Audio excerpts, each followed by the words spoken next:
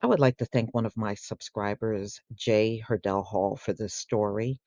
Oh, there's calls for a boycott against Ben and Jerry.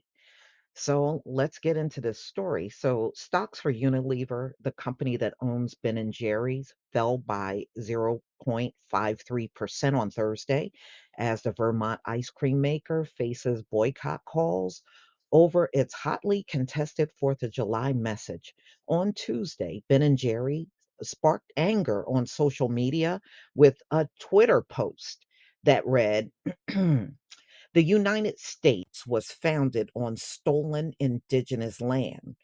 The 4th of July, let's commit to returning it. They had a meltdown over that. Mm, mm, mm. The tweet generated a flood of negative responses. Let me just guess. It's them folks that were upset on social media with calling for the company a Bud Light moment, referring to the controversial subsequent boycott of the beer brand after it partnered with a transgender activist, Dylan Mulvaney, in April. Yeah, and I don't believe Bud Light is coming back, y'all. I don't believe they're ever coming back. So some call for a boycott of Ben and Jerry, saying the company was woke. They woke.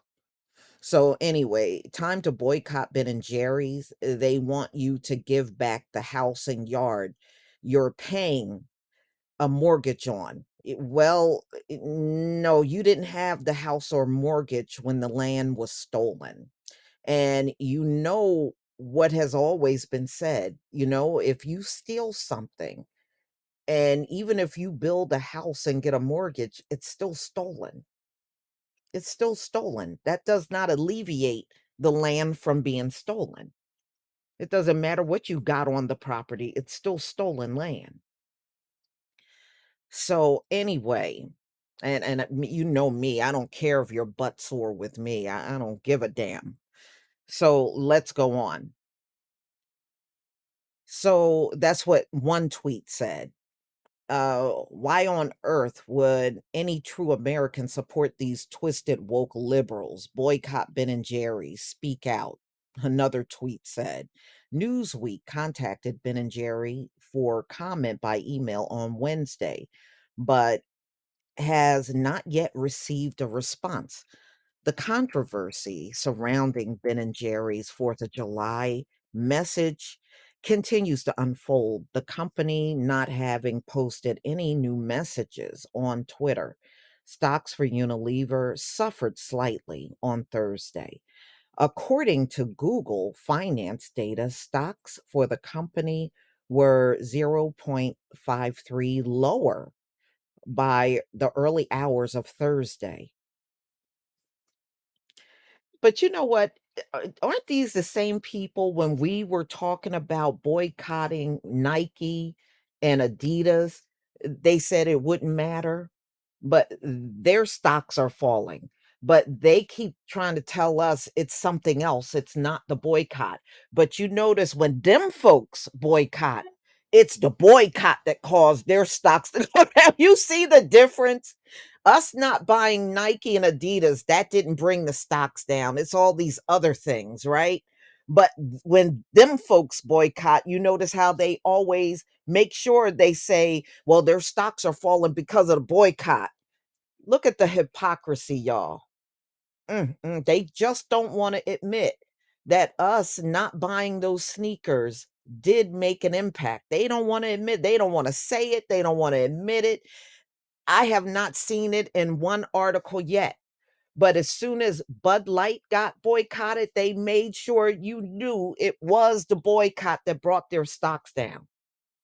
You see the difference when we do a boycott and they do a boycott? I'm just saying. So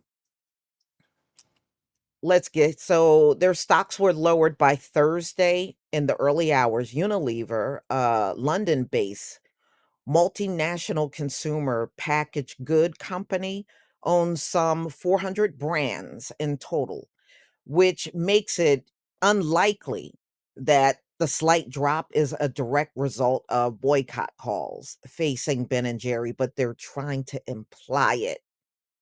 They're trying to imply it. So, really for you to make a big impact, you probably would have to hit up all 400 of their products.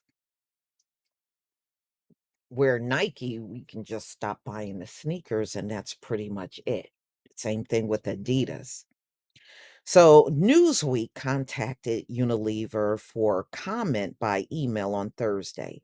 While Ben and Jerry is a big brand for Unilever, the company also owns Dove, Magnum, Hellman's, Persil, um, Nor, Vaseline, and Walls. So, Unilever has been struggling these past few months with its share price dropping by 10% in May. So, their price they were having problems even before all this happened on the 4th of July. So, according to experts, the British company has suffered from investors' fear of stubborn inflation and higher interest rates. In the UK, where Unilever is headquartered, the core CPIH annual inflation rate was 6.5% in May, the highest rate since November of 1991. In 2019, according to the latest data, Unilever brand was valued at approximately $4.16 billion. This is not the first time Ben& and Jerry brand has valued at $1 billion has faced boycott calls. In March, the company was at the center of a social media storm after founder Ben Cohen spoke out against Washington providing military aid to Ukraine. Wow, Ben and Jerry spoke out against all the aid going to Ukraine. Now that's shocking. You don't hear most businesses out here support them, saying that the US should use its power to negotiate an end to the war with Russia instead. The company's support of LGBTQ community and the Black Lives Matter movement, among other polarizing issues, have also generated controversy. Well, what part of what they said about you being on stolen land is false? These folks think because they put a car in the driveway and build a house on the land, it's okay. It's all okay now. No, it doesn't matter if you got a dog in the yard, a cat in the house, and you put a fence around it and everything. It's still stolen land. So, what did they say that was wrong? Please leave your comment and subscribe. Don't forget to hit on the notification bell, and I'll see you on the next video. Peace, family.